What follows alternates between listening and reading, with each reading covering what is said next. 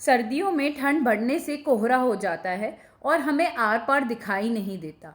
Same veg जब हमारे दिमाग पे पर्दा पड़ता है तो उसे हम कहते हैं brain fog.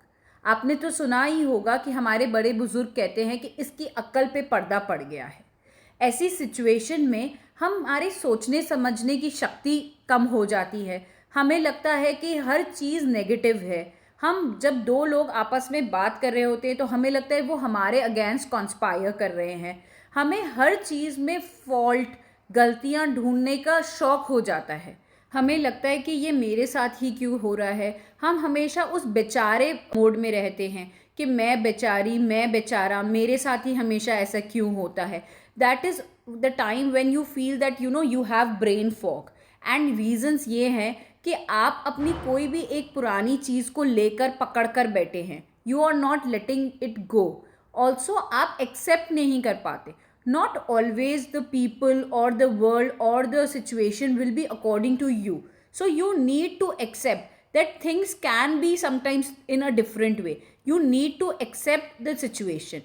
Also you need to stop comparing. Brain fog तब ज़्यादा होता है जब हम अपने आप को दूसरों के साथ कंपेयर करते रहते हैं। Stop being in that rat race. Every person is different. There is no need of comparison. You are unique, somebody else is unique. Same ways you need to stop comparing, start accepting, start letting go. And also if you are in some toxic relation, बहुत बार ये होता है कि हम एक toxic relationship में है, फॉर दैट मैटर फ्रेंडशिप और समथिंग एल्स। तो आपको अगर लग रहा है कि वो रिलेशनशिप आपको सेटिस्फाई नहीं कर रही है, आपको प्रॉब्लम्स क्रिएट कर रही है या आपको डीमोटिवेट और डिप्रेस कर रही है, please come out of that relationship.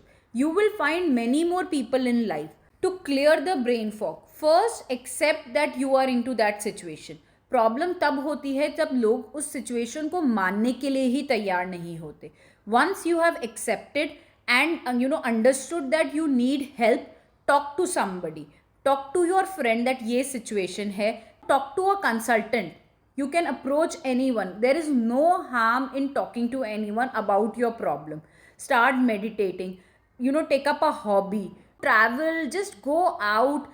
Come out of that situation and you will feel much better. Namaste.